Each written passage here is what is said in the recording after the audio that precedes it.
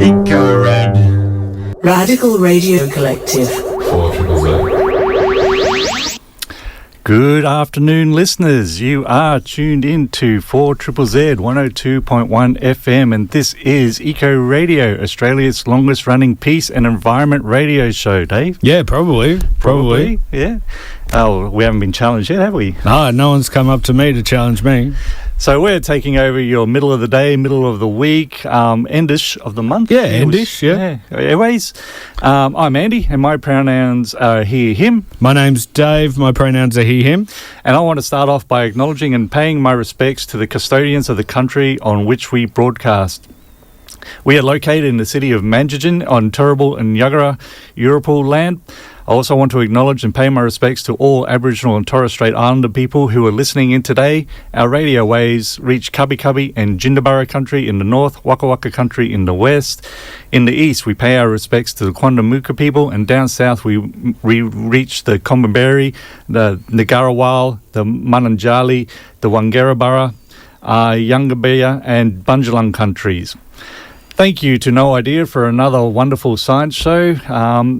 I didn't hear any segments today. I was listening into my favourite marine scientist, Peter. Okay. And was talking about how to understand how many sharks we should have in the ocean versus what we do have. Right. And part of that was about shark dandruff, which is how they lose their scales and regenerate their scales repeatedly, but they leave it all on the ocean floor.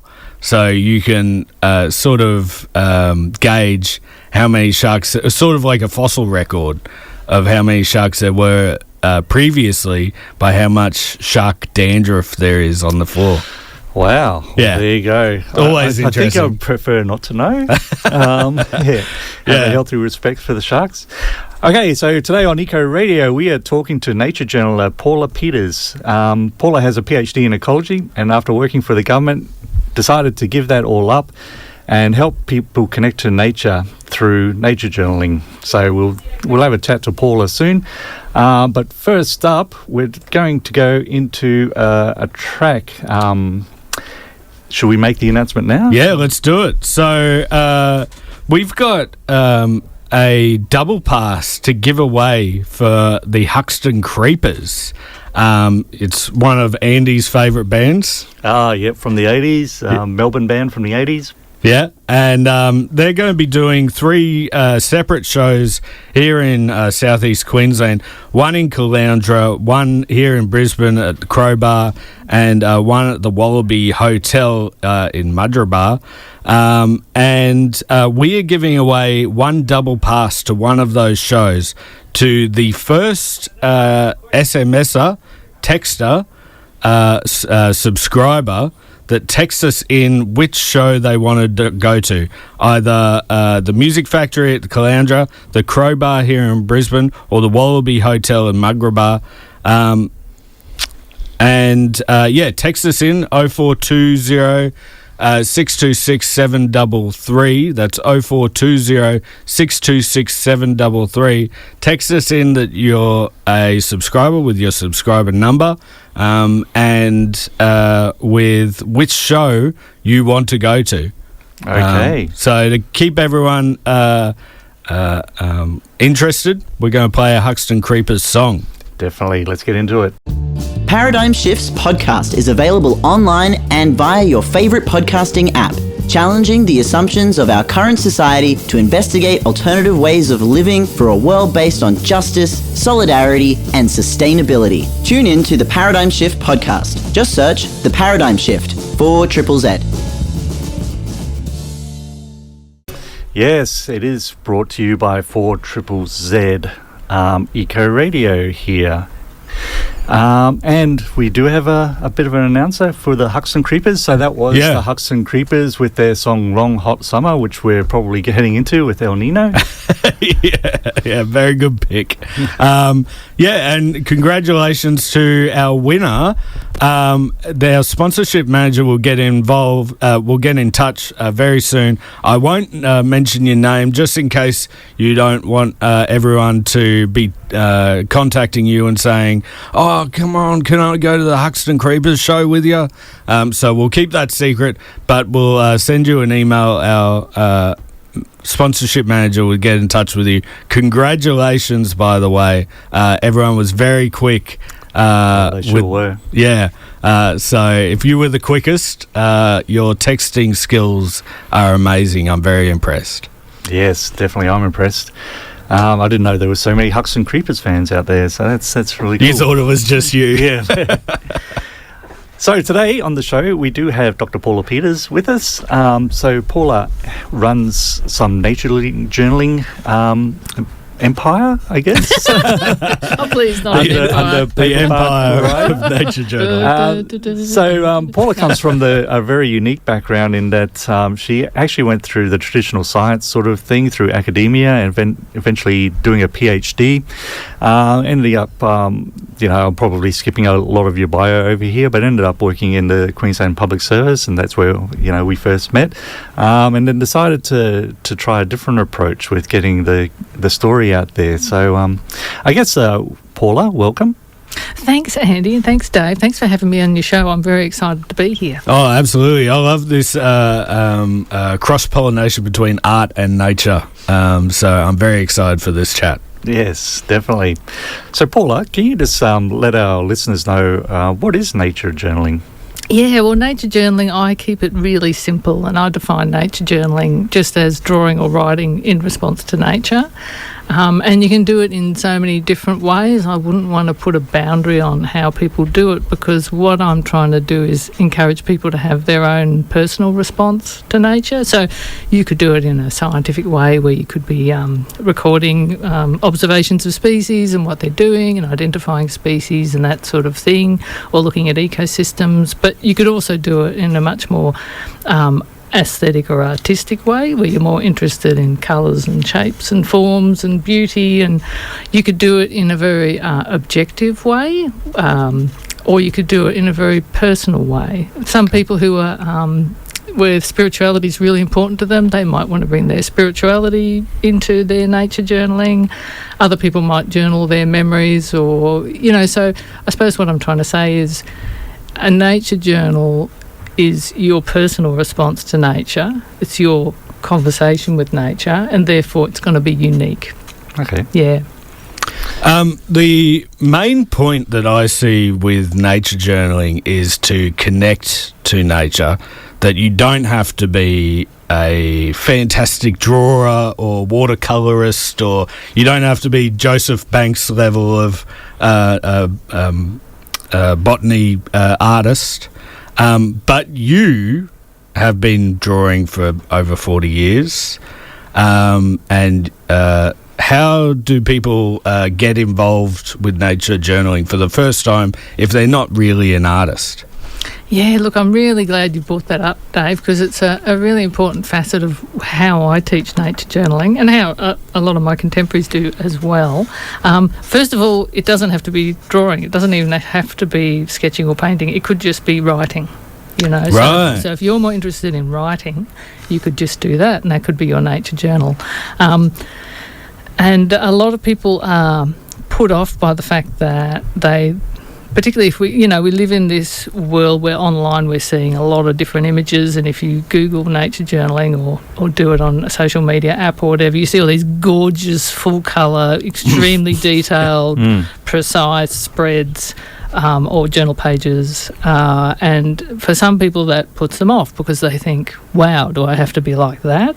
But no, you don't have to be like that. And I found that you're right, I've been drawing for a long time, but up until the last 10 years or so, when I did have the chance to go and do some drawing, it's maybe, one afternoon a year, because I was working full-time being a scientist and doing all sorts of other things, And there'd be this enormous pressure for me to create this masterpiece. I'd have this big piece of paper on an easel, and I was into pastels at the time, and there was this pressure, and I'd be thinking, I've got to do something really good, whatever that is. But once I started using a little book, and I'm waving a little journaling book at Andy and Dave then, the great thing about it is you can close it and then no one has to see it. Okay. So it's kind of freeing. It's not meant to be hung on a gallery wall. It's not meant to be shared with other people, even if you want to. So that creates its own little license to do whatever you want. And so I encourage people to sort of use their journal as a playground, as a sort of sandpit for exploring all sorts of ideas and responses. But in our society, people seem to think that when they do a drawing it has to be hyper-realistic or something, maybe because we're saturated with beautiful, high-quality digital images everywhere, photographs, and trying to free people up from that is a big part of what my workshops are about. So that was a big, long interlude. Now, do you want to know how I would do that, or do we need to go to a song or something? No, well, yeah, I want to know about that because, like, you was talking about our society values, like this hyperrealism, but our society is, like, very consumerist, right? So everything we create seems to have to be for consumption nowadays. But you're saying don't put it out there. This is just for you. Yeah, this is just for you. That's essentially what I'm saying. And I sometimes people say to me, is it a bit like botanical art? And I say, no, what I teach is almost the opposite to botanical art. Now, I have a huge admiration and respect for botanical art, but I'm basically saying to people, you don't have to be precise. You don't want to. It's about the process of observing, slowing down. I'm trying to get people to slow down, observe nature closely, and the drawing and writing is almost a process to get you there, to get you into that mind frame. So one of my, if you come along to my workshop, I hope this doesn't put people off, but if you come along to my workshop, one of the things I will do straight away when we start talking about drawing and, how do you feel about drawing? There's always a few people that say, I'm really scared, or I can't do it, or I'm really really shit. Or can I say shit on 4%? Probably. I could probably say worse. Anyway, there's a whole lot of people that'll say, I'm really bad at drawing. And I say, drawing's a skill, you can learn it like any other. And then I get them to do what's called a blind contour drawing. And that's quite a challenging exercise for a lot of people. Some people get into it straight away and love it because I tell them, your drawing is not going to look like the thing. Just be prepared. Your drawing is not going to look like the thing because you're not going to be able to look at the page. You're going to draw that thing, and I usually encourage them to draw a leafy branch or a tree because my workshops are outside in nature. And I say, I just want you to slowly draw what you're seeing on the page without looking at the page in one continuous line. Now, that can be... That can open a can of worms for a lot of people because, once again, there's that pressure of, oh, my God, what's it going to look like? It's got to look good. You have to let that go. And so I also encourage people to just be aware of what's going on in their heads. And like I said, a lot of people will take to it like a duck to water and they'll love it because it's incredibly freeing to let go of that. I don't care what it's going to look like. If you can do it, is really the key to really enjoying your drawing. Once you can do that, you're going to have so much more fun. You're going to do more drawing and you'll just get better anyway, But for a lot of us, it's hard to get over that obstacle. So the other little trick I do is I encourage them to draw with an ink pen, a permanent ink pen, because you can't rub it out. Right. So paradoxically, it means that first it's terribly terrifying for a lot of us who are beginner drawers. We start off drawing with a graphite, a grey lead pencil, because you can rub it out, and then you spend ages rubbing it out, doing it again, rubbing it out, doing it again. So you're spending all this time looking at your page and not at the subject of your drawing. And anyway, you tie yourself in knots trying to get it perfect. But if you go straight to the ink pen, you can't rub it out. So you just got to live with whatever error you've made and keep drawing. That's a really interesting life lesson as well, I think, there. But next I'd like to talk about birds, and to get everyone in the mood, I've lined up this song by Adele and the Chandeliers. Adele from the wonderful Brighton the Corners here on 4ZZZ released this song about birds called Birds! And And it goes a little something like this.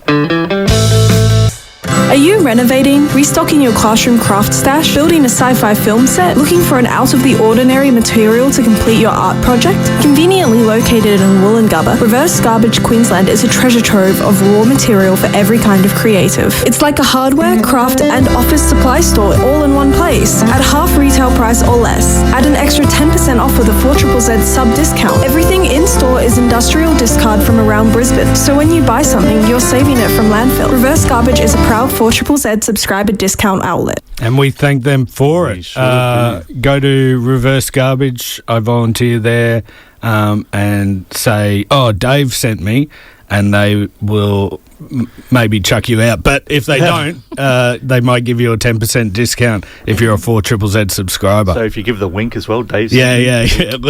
Lift the trouser leg. Yeah, the whole secret handshake. Yeah. That was Adele and the Chandelier with Birds, and we've put that on for Paula because she's sitting here in her resplendent bird shirt that she's produced, Rainforest Birds. Yeah. Paul, more recently, you've been drawing a lot of birds with googly eyes, and I love that it gives them the appearance of being like afraid, basically, which I imagine a lot of small birds are when there's things around like a kookaburra or something. But why do googly eyes, or not googly eyes, but more cartoony eyes for birds when you're doing your nature journaling? Yeah, it's thanks for asking that question. It's interesting that you see them as looking afraid. Yeah. But I think what I'm trying to do, well, actually I know what I'm trying to do with the googly eyes is that I see all creatures as sentient. Probably see most plants as sentient too, in that, well, let's just leave it at that word of sentient. So I find that if I draw the birds with a googly eye, it makes them kind of look more alive than if I draw it with a realistic eye. And so what I'm trying to do, once again, I'm trying to connect people to nature. And this evolved from the fact that, well, when I was a kid, I used to draw I had an aviary full of budgerigars, and I was always drawing budgerigars everywhere. And budgerigars naturally have a googly eye. If you look at that, they have this strange white-rimmed eye, and when the males get excited, their pupil gets really, really tiny, and they have this googly eye. So as an 11-year-old and a 12-year-old, I was drawing budgerigars everywhere. Anyway, when 10 years ago, when I started selling greeting cards partly as a way to connect people to nature, but also to earn a bit of an income, I was using my realistic drawings, and then I started drawing some cartoon greeting cards, and they got so much more attention and such a warmer response and more sales. And I know this because not only from the sales, but I know this because when I sit at a market stall, I can watch people interact with my artwork. And when I saw people having this warm and enthusiastic and emotional response to the cartoons, I thought, right, I'm going to do a lot more cartoons. Isn't that interesting? Yeah. So always respect the cartoon. Yeah. It's a powerful thing. It is, because, we were saying before about being hyper-realistic with your art isn't the always the goal. But, doing a bit of a cartoony aspect of it really draws the attention. It does. And so I've got about over 50 card designs now, and probably less than 10 of them would be realism, and most of them are cartoons. Some of them have silly puns, and they're the ones that people get excited about and sell the most. Yeah. And once again, it's sort of this warm emotional response, and that's what I want people to have when they're regarding our nature. Don't get me wrong, the realism has its own beauty and its own appreciators, and you'll have some people, that'll see a realistic drawn yellow robin, for instance, and go, oh, wow, is that a photo? Did you draw that? Ooh. And that's beautiful feedback to get if you're the artist, but it's sort of a quiet, reverent, awe sort of response, which is also powerful too. But because the cartoons are easier for me to draw and they're kind of fun, I like having a bit of fun. Yeah. I think I do a little bit of painting, and I think that's really interesting that the you're not you do like being told, like, oh, wow, is that a painting? And you go like, oh, yeah, it is actually. But that's not always what connects people. Your birds, the shape is correct, the colours are correct, but it's still cartoony. I really enjoyed your mammal one, actually, because it had a few different species of the couscous. Yeah. The wonderful North Queensland and Papua New Guinean marsupial. Yeah. That doesn't always get a lot of play. Yeah. So I make sure with the cartoony, what you might be referring to is I have sort of birds of Australia, so I have robins of Australia, fairy wrens of Australia, possums of Australia, which includes the wonderful couscous. And so I make sure that all of those species are identifiable, but they have googly eyes. Yeah. So it's very deliberate, I suppose, and the power of having one image that has all of the robins of Australia is you often have people looking at that going, wow, I didn't know we had so many robins. Yes. So it's educational and fun in its own way. Yeah, like you look at the cockatoos one and you're like, oh, I didn't realise these were cockatoos.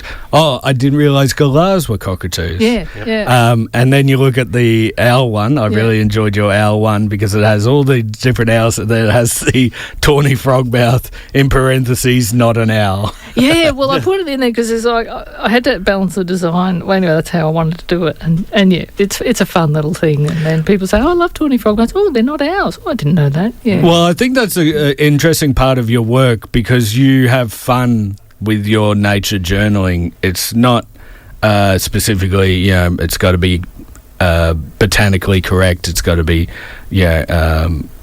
interesting to look at or something. It's got to be fun for you, and I think that's part of the mental health aspect of nature journaling, right?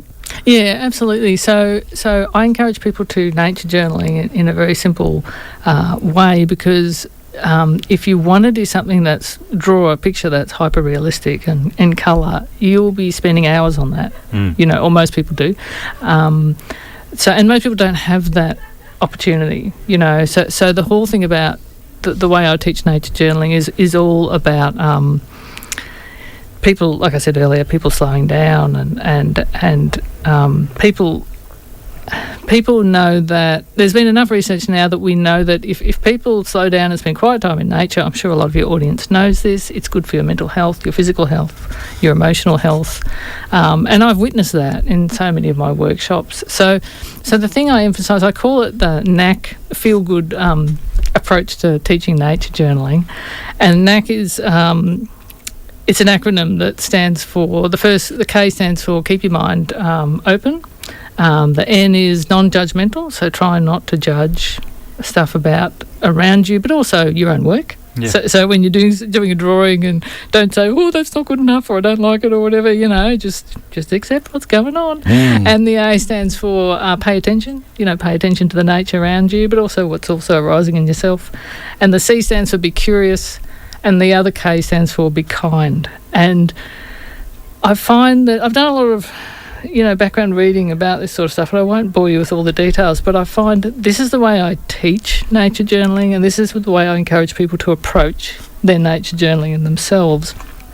And there's a lot of research behind these sort of things, and if people with a bit of a psychology background are listening, they'll probably recognise them from other modalities of, mental health therapy and all that sort of stuff. But like I said, I won't go into all that sort of detail, but that sort of approach helps you approach the nature journaling more as a fun thing that's going to make you feel good, that's why I call it feel good nature journaling, than as a rod for your back. So if you approach nature journaling as, I have to finish this spread and it's all got to be perfect and beautiful and in colour and everything, and I'm going to take hours, that's not what I'm encouraging. Although if you want to do it and you've got time, do it. But most of us don't have that sort of time. What I'm encouraging is going out with a little notebook, writing a few things down, doing a little sketch. If you feel that you're not in the mood for doing a little sketch, do a blind contour drawing, and that's fun in itself. A really fun thing for writing is to do a haiku. Do you know about haiku? Yeah. So it's a form of Japanese poetry, really lovely and brief and succinct. So it's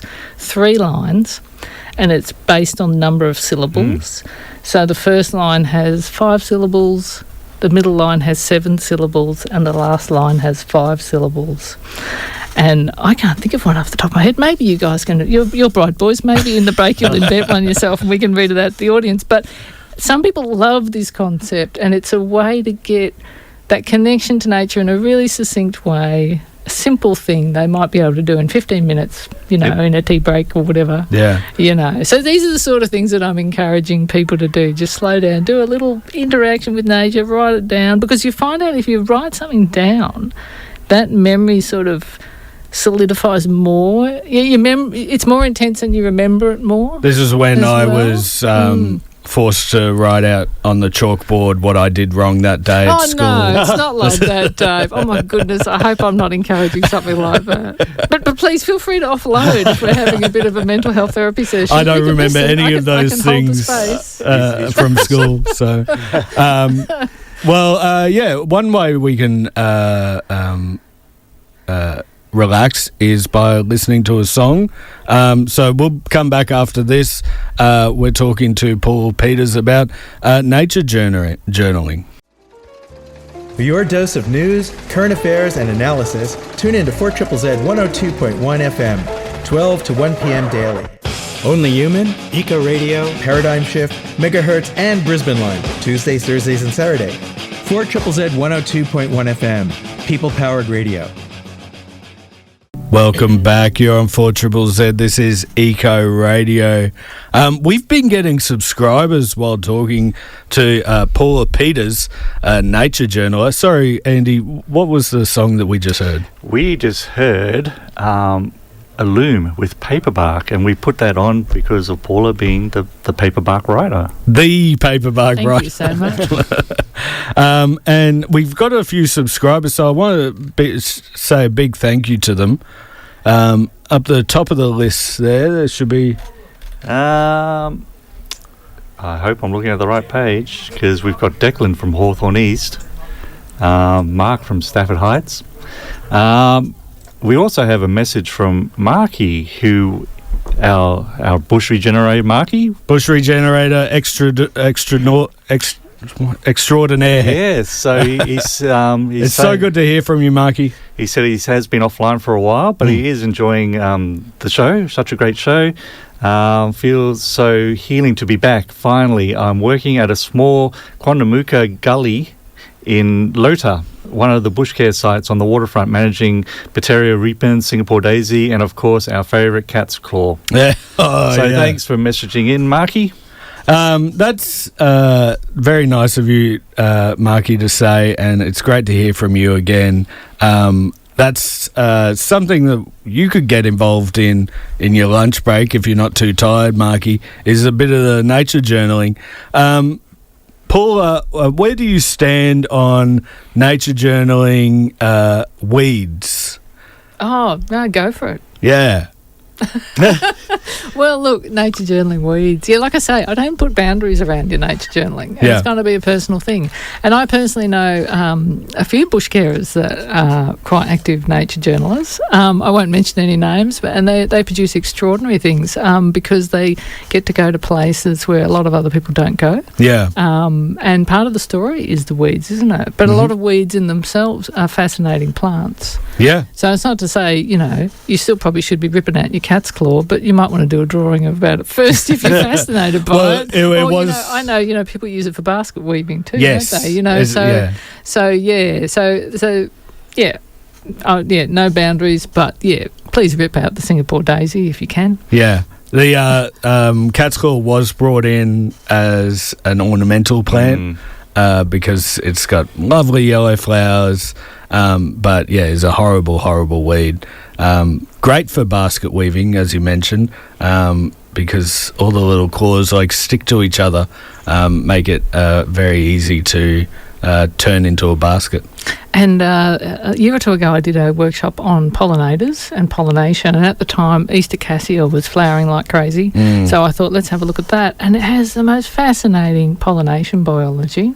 Does it? So it's a weed that we should be controlling. But if you're interested in pollination, check it out. It's doing all sorts of weird things. It's a buzz pollination, but there's other additional things going on. So the blue-banded bees love it. And it's a large open flower. So if you're interested in looking at floral parts and drawing them, and it's abundant. See, the other great thing about weeds is if you want to, as long as you don't spread the seeds and the propagules around, if you want to sort of cut a whole lot to take into your home to journal, well, you're not destroying the native things, are you? No. You know? We do have native cassias. I'm not sure if the flowers are similar. Yeah. But could you tell me about Bimblebox? Oh, Bimblebox is a amazing nature refuge in central Queensland. If you sort of drop the pin right in the dead centre of a map of Queensland, that's roughly where Bimblebox is. And Bimblebox was the place where I sort of discovered I was an artist. Right. So we're getting back to this whole thing about people have a lot of, when they approach, or at least I did, but I know a lot of people do, when they approach painting or drawing or any sort of creative activity, if it hasn't been part of your life, or maybe if you didn't grow up in a family where that's sort of a legitimate pastime, you might question your ability, right? And so, I had a really lovely childhood with lovely parents, but I was trained to be a scientist. So for me, making that transition from being a scientist to nowadays, most of my income comes from my artwork. It was really there were some big mental obstacles to overcome. Right. But the great thing about Bimblebox is for quite a few years, so Bimblebox was saved from vegetation clearing years ago by a group of people who wanted to preserve a big tract of native vegetation woodland in central Queensland, so they protected it from that. But then they realised that Clive Palmer's Waratah Coal Company had a mining lease over it, and they were planning to mine coal out of that area. So then the owners of Bimblebox and other supporters organised a series of art, nature, science camps that ran, I'm not really sure when they started, but anyway, there was about 6 or 7 or maybe more of these, and I went along to one in 2015. And it was the first time I'd just hung out with artists. And it was really cool because, I was collecting stuff and to draw and to look at, whatever.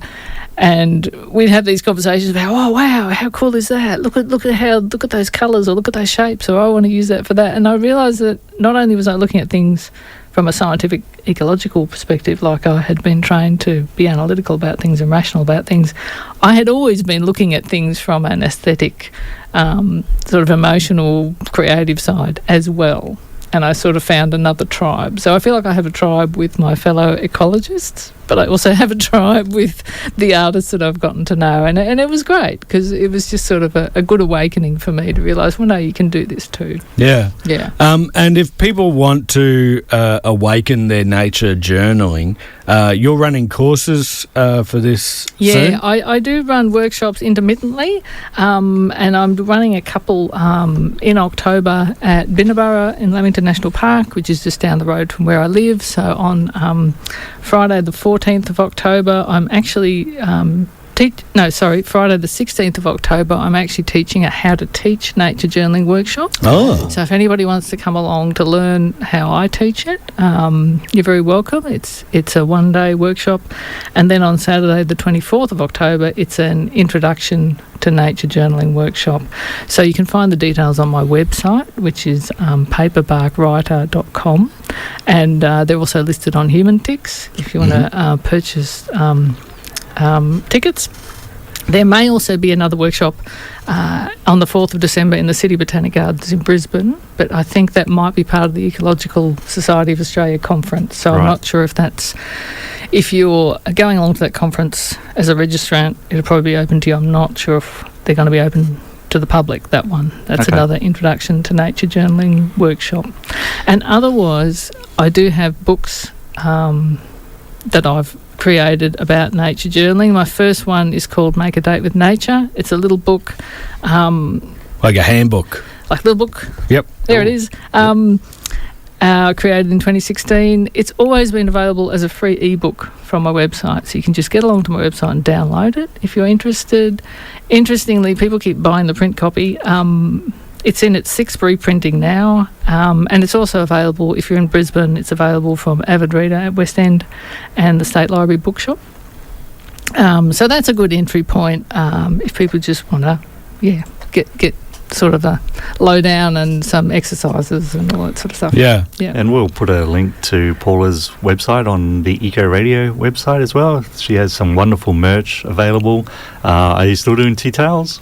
Oh, yeah. Yeah, Tea of towels, course. big sellers. Oh, yeah. They're Grab your tea great. towel. The newest one is a magpie tea towel, so that's sort of seasonal, isn't it? Yeah. There we I haven't go. got the swooping behaviour on that. I'm focusing on other aspects of magpie behaviour. Oh, we could do a whole show on the swooping behaviour of magpies. Yeah, It's yeah. fascinating. Oh, it is, yeah. I don't know. Would you sell it on a tea towel? Maybe you would.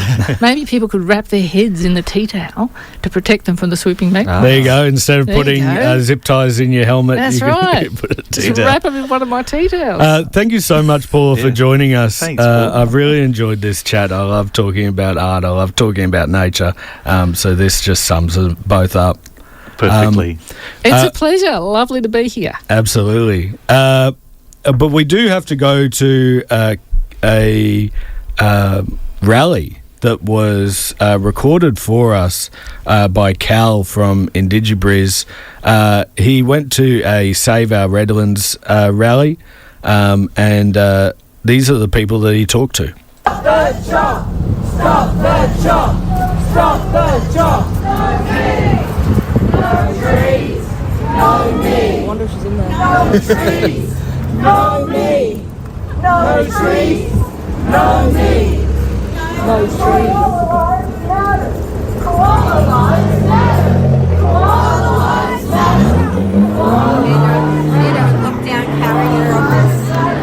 Cal here from 4ZZZ and Indigi-Briz. I'm here with Debbie Pointing from the Koala Action Group, and we're out today with an assembly of people rallying for wildlife preservation and koala corridors.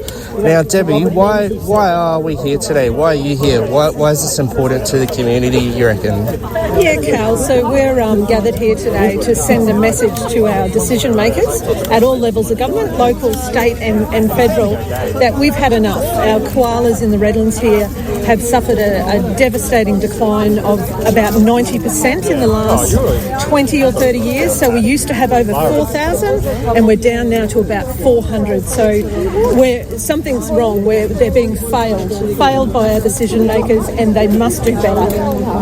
Yeah, no. Thanks for seeing us today, and it's a good cause.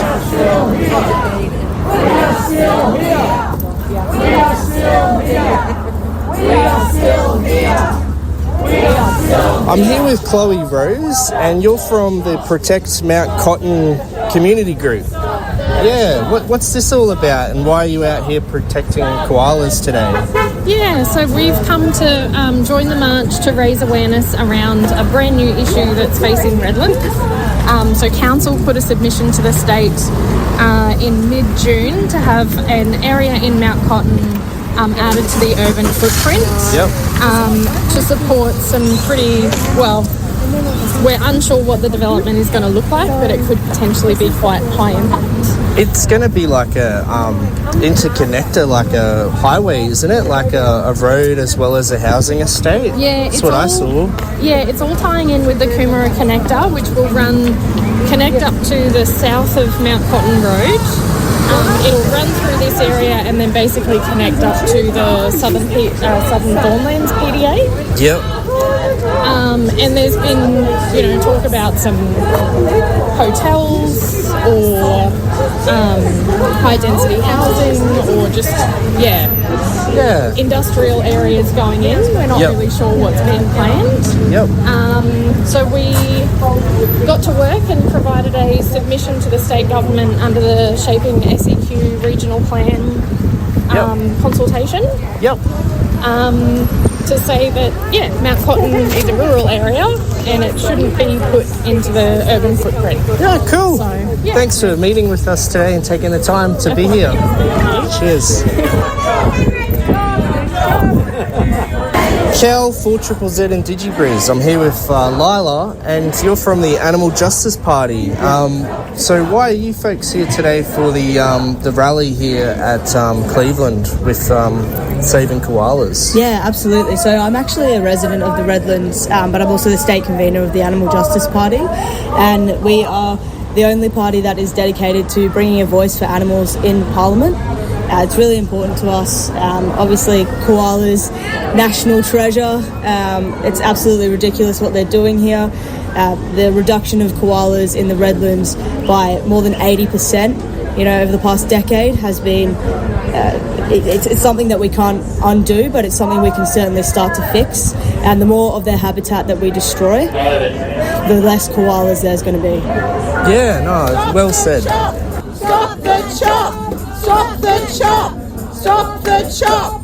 Stop the chop! That was Cal from Indigi-Briz interviewing people at a Stop the Chop or Save Our Redlands Rally. That was with Debbie Pointing from Koala Action Group, Chloe Rhoades from Protect Mount Cotton Community Group, and Leila from the Animal Justice Party State Queensland convener. And Dave, we've had some subscribers the past hour. We've had Trudy from Silmia, so thank you.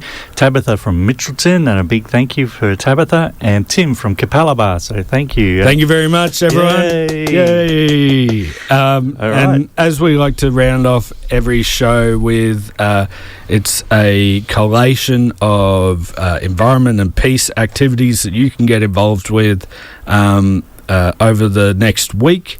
It's called the Bushcare Roundup, and it goes a little something like this. It's a Bushcare Roundup. They've been pulling out weeds, and then they put in trees. It's the Bushcare Roundup. Okay, starting on Thursday the 20th at 8 o'clock, the Ferny Forest Bushcare Working Bee at Mooloolah Conservation Park, Sunshine Coast.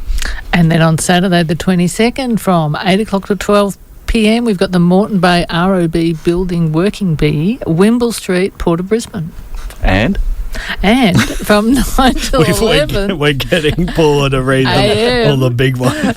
Little Cabbage Creek Bushcare Group Working Bee, Chermside Hills Reserve, 412 Trouts Road. I think I used to go to that one. Oh, yeah? Anyway, go on. Yep. Okay, 3 o'clock in the afternoon at Davidson Street, Bushcare Working Group Working Bee at Davidson Street Park, Newmarket. And also at 3 o'clock, Gilbert Road Bushcare Group Working Bee at 100A Jean Street, Grange. And I'll finish off the last three. So at 11 o'clock on Sunday the 23rd, you can go to the Save Our Legacy Community Rally. That's King George Square, and that's in relation to saving Victoria Park, Barrambin, save the cultural heritage and connection to our country, for the healthcare of our communities, for Ormiston koalas, for the future of Brisbane's riverfront and public land, like the Vizzy site.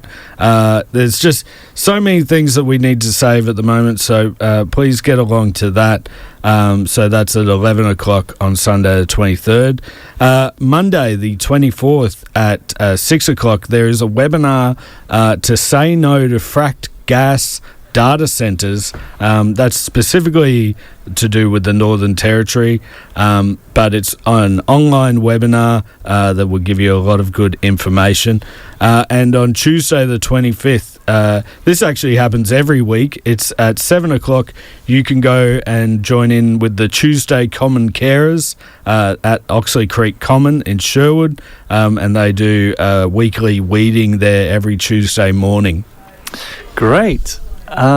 Thanks, Paula, again for coming in and sharing your insights into nature journaling. It's been an absolute pleasure to have you here. It's something that I haven't I've seen nature journaling. I haven't known what it's about, but I've been involved with many bio-blitzes, and it seems like whenever there's a nature journaling segment in a bio-blitz, it books out before anything else. So, so thank you for coming in and sharing your wonderful knowledge. Yeah, and thank you everyone for texting in and subscribing.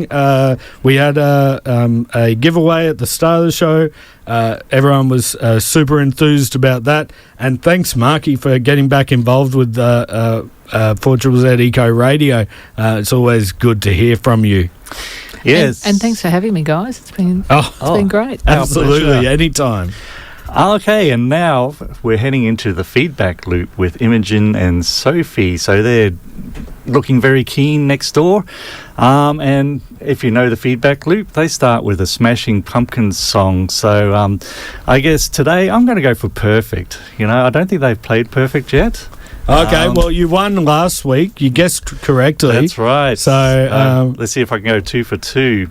But thank you for listening to Eco Radio, and we'll be back same time next week. Hope to hear, or you'll hear from us then. Don't let the world pass you by. Seize the day and support independent media by subscribing to 4ZZZ at 4ZZZ.org.au/support.